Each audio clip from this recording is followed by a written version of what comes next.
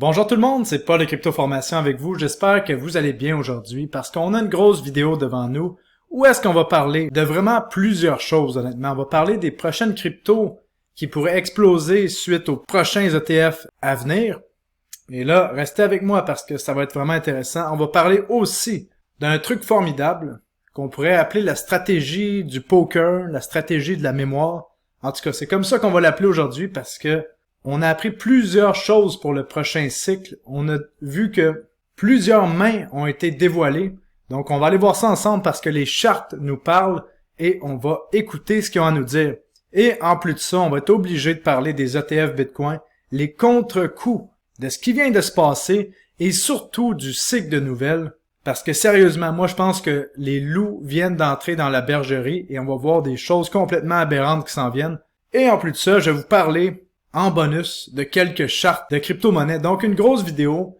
Et ça fait longtemps que je ne vous ai pas demandé, mais s'il vous plaît, n'oubliez pas de mettre un like sur la vidéo et de vous abonner à la chaîne. Ce serait le fun d'atteindre les 100 000 abonnés. Je me rends compte que la chaîne a 97 000 abonnés, donc ça serait cool. Je pourrais avoir la plaque en argent et peut-être la mettre dans mon étagère ici ou améliorer mon background pour mettre la plaque derrière.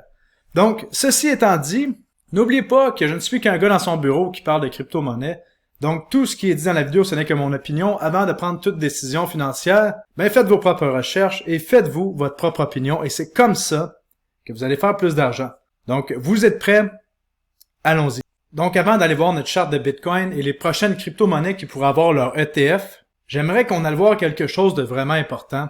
Et c'est tellement important que j'en ai fait un post ici sur Crypto Recherche avec des loups. Pourquoi? Parce que les loups viennent d'entrer dans la bergerie depuis que BlackRock, tous les autres gros joueurs de Wall Street ont maintenant leurs ETF Bitcoin. Les règles du jeu vont changer. Je sais pas si vous en rendez compte, mais il y a vraiment des choses qui vont changer et vous allez le voir dans la prochaine année. Et selon moi, la première chose qui va être flagrante, c'est le cycle de nouvelles. À quel point le cycle de nouvelles va nous orienter dans une direction alors qu'il faut faire exactement l'inverse. Et ça va être vraiment plus flagrant parce que là maintenant, les loups, quand je parle des loups, on parle de BlackRock, on parle de Fidelity, ARK Invest, tous les plus gros joueurs ont maintenant leur main. Est-ce qu'elle est lavée? Est-ce qu'elle est sale? Sûrement qu'elle est sale dans le Bitcoin. Et pourquoi je vous dis ça? Parce qu'on le sait que depuis des années, on voit que Wall Street positionne déjà ses instruments de contrôle du prix sur le Bitcoin. Comme on a vu en 2017, on a eu les futurs sur le CME qui sont entrés, qui ont marqué le sommet de la bulle de 2017. Les gens de Wall Street ont shorté le marché jusqu'à de 20 000 $ jusqu'à 3 800 $. On a eu les contrats futurs, les ETF adossés aux contrats futurs qui sont arrivés à la fin de la bulle de 2021. Ça, on en a parlé beaucoup. Qui a marqué la fin de la bulle, justement. On a vu les options arriver, qui s'est pas écrit sur la charte. On a vu même l'ETF qui permet de shorter le Bitcoin avec un levier de x2, arriver au bas du marché. Et là, on vient d'arriver avec les ETF spot. Bon, les ETF spot, c'est pas la même chose que tous ces outils de contrôle et de manipulation-là du prix de Bitcoin, parce que ça implique que si quelqu'un achète une part de l'ETF Bitcoin, l'émetteur de l'ETF est obligé d'acheter des réels Bitcoin. Et ça fait une pression acheteur constante sur le prix du Bitcoin. Et ça, au bout de la ligne, c'est très bon. Mais sur le court terme, souvent lorsqu'on a le lancement d'un ETF, on a le droit à de la volatilité extrême pendant plusieurs mois. Et je vais vous donner mon avis là-dessus sur le prix du Bitcoin et le prix des crypto-monnaies sur qu'est-ce qui pourrait suivre. Mais selon moi, sur le long terme, c'est net positif parce qu'on permet à n'importe qui de pouvoir acheter des bitcoins avec un clic avec leur compte de courtage. Et là, je parle du long terme. On va voir les conseillers financiers qui peut-être s'intéressent pas au bitcoin maintenant, mais dans 1 mois, dans 2 mois, dans 3 mois, dans 6 mois, quand leurs clients vont leur mettre de la pression pour comprendre comment acheter du bitcoin, ils vont s'intéresser aux ETF bitcoin.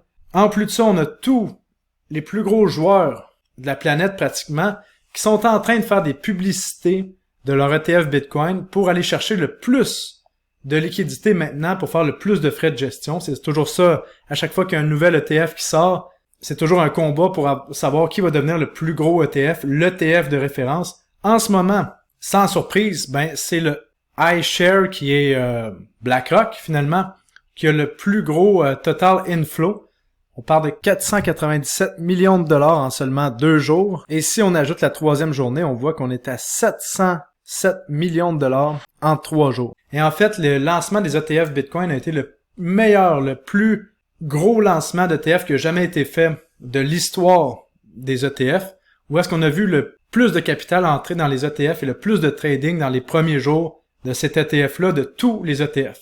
Donc, c'est un succès. Mais qu'est-ce qu'il faut comprendre, c'est que les gens de Wall Street, est-ce que ils ont réussi à déjà tout acheter les bitcoins qu'ils avaient besoin pour laisser le marché haussier commencer, ou il y a des gens de Wall Street qui ont été laissés sur les lignes de côté? Donc, quand on regarde ça, selon moi, il y a des gens de Wall Street qui ont été laissés sur les lignes de côté et on ne permettra pas à Bitcoin d'aller beaucoup plus haut tant et aussi longtemps que ces gens-là n'auront pas fait leurs emplettes. Et c'est possible que le début de l'année 2024 soit une année de consolidation pour le Bitcoin. Donc, on le verrait se transiger dans les zones qu'on voit ici, là, entre les 30 000 et les 48 000 $. Sur le court terme, on peut voir de la volatilité. On peut voir le Bitcoin dépasser les 48 000 $.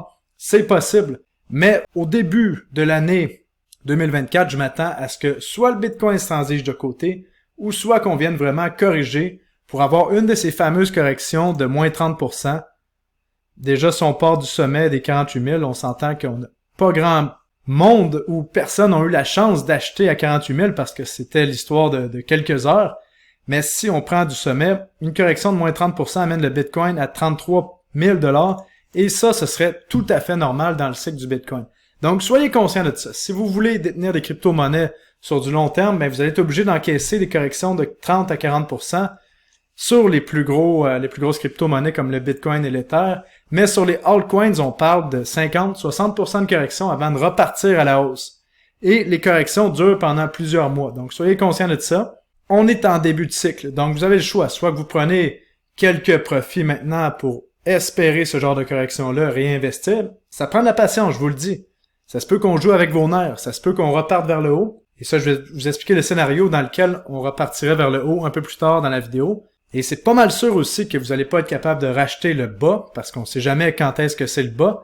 Donc, la question se pose pour vous. Si vous êtes un investisseur professionnel, ça peut être intéressant de prendre des profits pour acheter plus bas. Par contre, si vous êtes un investisseur amateur, la meilleure stratégie dans un cycle haussier, c'est de racheter les corrections, tout simplement. Quand on a une correction de moins 50% sur un altcoin de qualité, comme vous voyez par exemple ici la charte de Render, on avait eu une correction justement du mois de mai jusqu'au mois de septembre de moins 52%. Vous vous souvenez, j'avais racheté ici dans le bas et on est reparti à la hausse. Donc, combien de temps ça l'a pris avant qu'on ait vraiment moins 50% de correction? Mais il a fallu attendre 98 jours. On parle de plus de 3 mois à être patient avec son cash sur les lignes de côté. Ça risque de venir, ce genre de correction-là, début 2024, selon moi.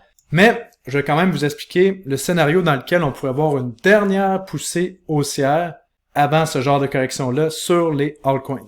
J'aimerais quand même qu'on continue de parler des ETF Bitcoin. Qu'est-ce qu'on a vu? Donc, on a vu un total de 818 millions d'achats de Bitcoin.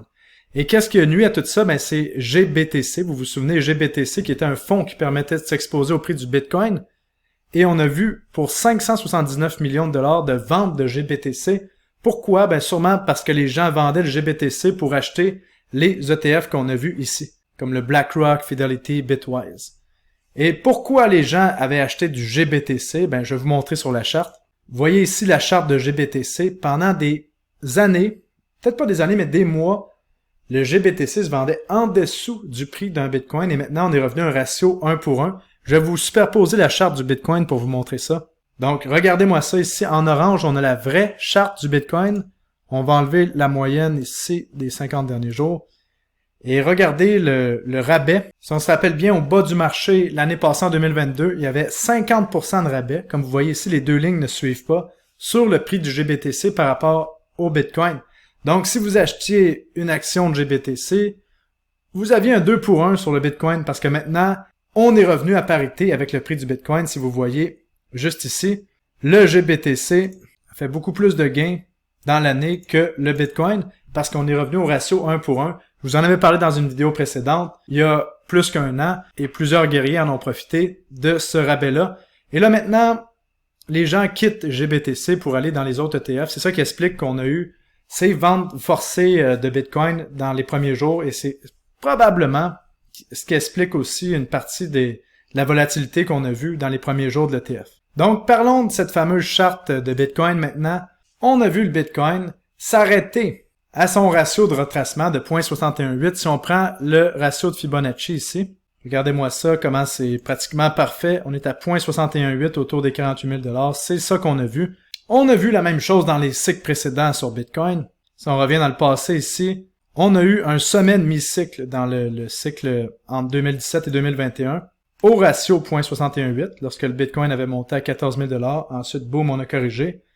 On a vu la même chose se produire avec le ratio de 0.618 dans le cycle de 2015 à 2017. Regardez, 0.618, on est venu corriger juste ici, après pour une autre correction avant de repartir vers le haut. Donc, il se trouve que le ratio 0.618, qui était 48 000 $, est important sur Bitcoin. Et si on suit les cycles, il y a une correction qui s'en vient. La question qu'il faut se poser, est-ce qu'on a tiré assez de bétail pour pouvoir faire une correction? Et est-ce qu'on va le faire maintenant ou ça va aller un peu plus tard? Ben, selon moi, ce serait possible qu'on voit le Bitcoin se transiger de côté pendant un certain moment. Et si ça arrive, ben, qu'est-ce que ça veut dire? Ça veut dire que les altcoins vont exploser à la hausse, possiblement pour 1 à 2, peut-être 3 semaines. Tant il y a aussi longtemps que le Bitcoin se transige de côté et qu'il crache pas avec violence, les altcoins devraient monter parce que la liquidité se recycle et en plus de ça, surtout pour ce que je vais vous dire. Et ce que je vais vous dire, ben, c'est Ethereum. Vous le savez que BlackRock, Fidelity ont fait des demandes pour avoir un ETF Ethereum adossé à des Ethereum physiques, tout comme le Bitcoin. Donc, qu'est-ce qu'on a vu lorsque l'ETF Bitcoin a été approuvé? Ben, on a vu Ethereum surperformer le Bitcoin. Comme on voit ici, la charte d'Ethereum, l'ETF a été approuvé, on s'est fait un 15% et on a resté en haut de notre zone de consolidation, contrairement à Bitcoin, qui est revenu dans sa zone de consolidation. Donc, selon moi, si Bitcoin se transige de côté, on risque de voir Ethereum surperformer. Et jusqu'à où Ethereum pourrait aller? Ben, si on prend encore une fois notre bon vieux ratio de 0.618, qui semble fonctionner avec les cryptos, la ligne serait ici, l'Ethereum pourrait retourner autour des 3400 $ en nous faisant quelques semaines impressionnantes. Et on voit souvent ça dans les crypto-monnaies. Bitcoin a une montée spectaculaire, se transige de côté, les altcoins explosent et ensuite tout crash. Donc on joue avec le feu, ça veut dire qu'on est potentiellement, dans les dernières semaines, avant une correction qui va amener les gens à capituler sur les crypto-monnaies en 2024 selon moi. Donc on va avoir plusieurs mois ennuyeux. Il est possible selon moi de profiter de la vague de hausse qui pourrait venir si le Bitcoin continue à se transiger de côté avec Ethereum. Parce que là, maintenant qu'on sait que les ETF Ethereum physiques vont être adoptés, là je serais pas surpris qu'on voit un buy the rumor et sell the news. Donc les gens commencent à acheter de l'Ethereum en vue de l'acceptation d'un ETF Ethereum physique et qu'après là on corrige. Par contre, ça amène à se poser des questions qu'on va parler plus tard dans la vidéo. Quelle crypto-monnaie pourrait profiter le plus de la montée d'Ethereum? Mais ça amène à se poser d'autres questions vraiment pertinentes.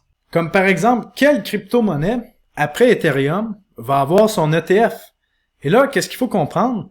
C'est que oui, il y a d'autres crypto-monnaies qui vont avoir leur ETF physique dans le marché. Ça va être Ethereum en premier, après Bitcoin. Mais après la question, c'est quelle crypto-monnaie est en lice pour la suite des choses. On peut spéculer sur quelques crypto-monnaies.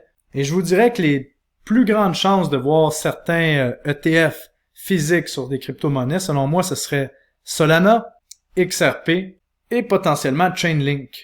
Et peut-être Matic. Ce seraient les 4 que je verrais qui pourraient avoir leur ETF qui s'en vient et qu'une fois qu'on verrait peut-être l'ETF Ethereum être approuvé, Ethereum corrigerait et peut-être le prochain en liste pourrait monter. Mais là, on spécule. Mais tout ça pour vous dire qu'il y a de l'argent à faire avec d'autres crypto-monnaies qui vont avoir leur ETF au courant de l'année 2024. En tout cas, c'est ma théorie et je compte bien ajuster mes pions en conséquence. Quand je parle de mes pions, ben c'est mes crypto-monnaies dans mon portfolio. Et je vous rappelle que si vous voulez voir l'entièreté de mon portfolio, ça se trouve sur mon site web cryptorecherche.com. Vous avez le lien dans la description de la vidéo. Vous voyez ici un petit peu à quoi ça ressemble sur le site web. Et je vous dis exactement ce que je fais mouvement par mouvement à chaque semaine. Donc, c'est là que ça se passe. Et là, la question qu'on me pose, c'est, Paul, si on voit une correction, que les altcoins par exemple, monte pendant quelques semaines, ensuite on a une correction sur plusieurs semaines de plus de 50% sur les altcoins, est-ce qu'on va revenir à des prix comme on a vu en 2022 et 2023? Par exemple, ici on a la charte de Chainlink, où est-ce que je vous parlais qu'on avait une consolidation monstrueuse ici entre les 8$ et les 5$ et que c'était un bon moment pour acheter. Selon moi, bien sûr, parce que je suis pas conseiller financier, vous prenez vos propres décisions. Ben non, la meilleure fenêtre d'opportunité d'achat, c'était 2022-2023. Maintenant, on risque peut-être d'avoir des retracements pour venir retester la zone de consolidation. Ça serait la meilleure chance que vous allez avoir de racheter les crypto-monnaies si certaines crypto-monnaies reviennent tester leur zone de consolidation, mais le train est parti. On ne reverra pas les prix qu'on a vus en 2022 et en 2023, selon moi, à moins qu'on ait une crise épouvantable, mais là, on peut pas spéculer là-dessus parce qu'on n'a aucune idée de tout ça. La seule chose qu'on sait, c'est qu'il y a un cycle haussier qui est commencé en crypto-monnaie et qu'on peut en profiter maintenant en étant assis dans des positions, des crypto-monnaies de qualité. Et on se rappelle que 2024 va être une année remplie de bouleversements où est-ce qu'on pourra rien prévoir. Et comme de fait, vous savez que 50% de la population de la planète qui ont leurs élections en 2024, les élections de leur pays.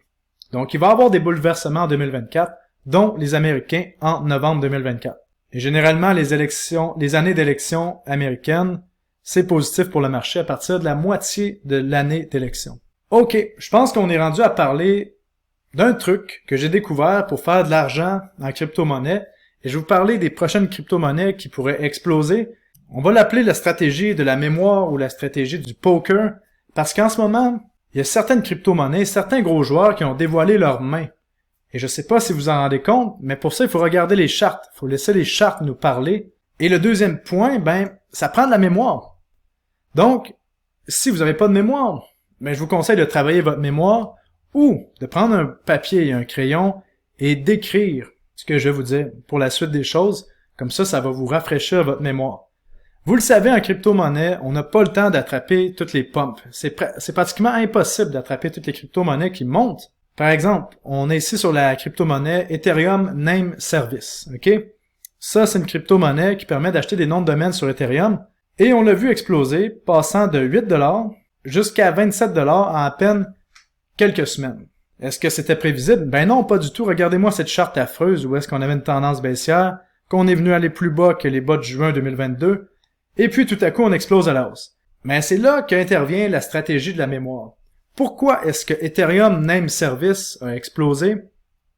C'est parce qu'on avait un narratif sur Ethereum, comme quoi les ETF Ethereum vont être approuvés dans les prochaines semaines. Donc, qu'est-ce qu'il faut réfléchir? Si on a un narratif sur Ethereum, ENS explose plus qu'Ethereum. OK? Donc là, c'est pas le temps d'acheter maintenant après que la crypto-monnaie ait fait un x4 en quelques jours comme ça. Mais, à la prochaine correction, si on a un retracement autour des 15$, des 10$ sur ENS, parce qu'il me semble qu'on a un tokenomics plutôt moyen, et ça risque d'être dans 6 mois, dans 3 mois, je sais pas, et qu'on parle plus d'Ethereum, Ethereum ne devient plus à la mode, là c'est le temps d'avoir la stratégie de la mémoire. Parce que certains gros joueurs ont dévoilé leurs mains. Chaque fois qu'Ethereum va monter, ENS risque d'exploser plus qu'Ethereum. Vous comprenez, là? On a Pendle ici. On va continuer un autre exemple avec Ethereum, qui est dans tout ce qui est liquid stacking sur Ethereum, qui permet d'emprunter à l'avance les montants qu'on va se faire en stacking. Par exemple, si vous stackez, je sais pas, une dizaine d'Ethereum, ça vous permet de faire du 5% par année. Une dizaine d'Ethereum, on va dire que c'est 25 000$, donc vous faites 5% par année en récompense de stacking, qui va être à peu près 1200$, et vous pouvez l'emprunter maintenant et utiliser cet argent-là maintenant. Donc vous avez vu, lorsqu'on a un narratif Ethereum, Pendle monte plus qu'Ethereum. OK? Gardez ça en mémoire. Éventuellement, Pendle va corriger, et ça va être le temps de refaire le cycle parce que certains gros joueurs ont dévoilé leurs mains. Est-ce qu'on a d'autres corrélations comme ça? Parlons d'intelligence artificielle. Vous avez manqué BitTensor, mais qu'est-ce qu'il faut comprendre, c'est que BitTensor monte avant les autres quand on parle d'intelligence artificielle. Donc, qu'est-ce qu'on fait? On garde des choses en mémoire. Là, on vient de voir BitTensor corriger de pratiquement 50% de son sommet. Vous avez raté la première vague d'IA. Qu'est-ce qu'on fait? C'est qu'on garde en mémoire les meilleures crypto-monnaies de ce narratif-là. On attend une correction de 50%. Puis, dans ma stratégie, moi, j'achète quand je vois une crypto-monnaie qui explose quand un narratif explose. Donc, vous comprenez, si vous avez manqué des crypto-monnaies, il faut pas s'exciter à acheter BitTensor quand ça fait un x10, comme on a vu ici. On attend la correction de 50%. Tout le monde oublie que BitTensor est bon. Tout le monde oublie qu'Akash est bon, que Render est bon, que éventuellement que Injective est bon. Et c'est là qu'il faut attaquer. Donc, là, vous avez une chance exceptionnelle. On a vu un premier petit cycle des altcoins. On a vu certaines crypto-monnaies comme Solana qui ont explosé à la hausse. Donc, vous le savez que lorsque on va avoir une autre vague sur les altcoins, que Solana risque d'être un des leaders de marché. Et quand Solana explose, ben, quelle autre crypto-monnaie a explosé? Ben, regardez les crypto-monnaies de l'écosystème de Solana qui ont explosé. Quand Solana va revenir à la mode, ces crypto-monnaies-là vont exploser aussi. Et quelle crypto-monnaie a explosé? Ben, par exemple, on a Raydium dans l'écosystème de Solana, que pendant que Solana faisait son x7, Raydium a fait x11. Donc, c'est ça la stratégie que je vais vous parler, c'est de garder ça en mémoire. Si vous êtes capable de garder ça en mémoire, que vous attendez des corrections de 50-60% sur ces altcoins-là qui explosent lorsqu'on a un narratif ou une crypto-monnaie qui explose et qui monte souvent en même temps qu'une autre crypto-monnaie, ben vous allez faire de l'argent. Bon, si on continue, quand Solana explose, ben on a tous les Solana Killers qui explosent. C'est qui les Solana Killers? Ben, vous l'avez vu monter. On a ici Near qui a fait plus que x4. On a Mina qui a explosé à la hausse. On a aussi C qui a explosé à la hausse. Donc, on a le narratif des Solana Killers lorsque Solana explose. Ou on a les cryptos du narratif de Solana. La même chose avec XRP. Lorsque XRP explose, qu'est-ce qui arrive? À l'occasion, comme vous voyez ici, on a une montée inattendue. C'est toujours des montées inattendues avec XRP. C'est pas une crypto-monnaie que j'apprécie. Mais quand XRP monte, ben, c'est le narratif des crypto-monnaies ISO 20022. Si vous voulez voir les crypto-monnaies qui font partie de ce narratif-là, vous voyez la vidéo juste ici. Donc, ça vous permet d'investir dans les crypto-monnaies avec un plus petit market cap qui peuvent exploser quand vous voyez XRP monter. Donc, vous pouvez faire des bundles, des regroupements de crypto-monnaies qui explosent plus qu'une autre crypto-monnaie lorsque cette crypto-monnaie-là explose. Et cette stratégie-là peut permettre de faire des gros gains dans le cycle qui s'en vient. Et ce qu'il faut comprendre là-dedans, c'est que quand on a des corrections crypto, les cryptos vont tellement corriger longtemps et une correction de plus de 50% que la plupart des gens vont les oublier. Mais pas moi. Et j'espère que vous non plus. Donc voilà, c'est tout pour la vidéo d'aujourd'hui. J'espère que vous avez apprécié et que ça a pu vous apporter de la valeur. Et on se dit tout le monde, à très bientôt. Passez une belle journée. Salut, bye bye.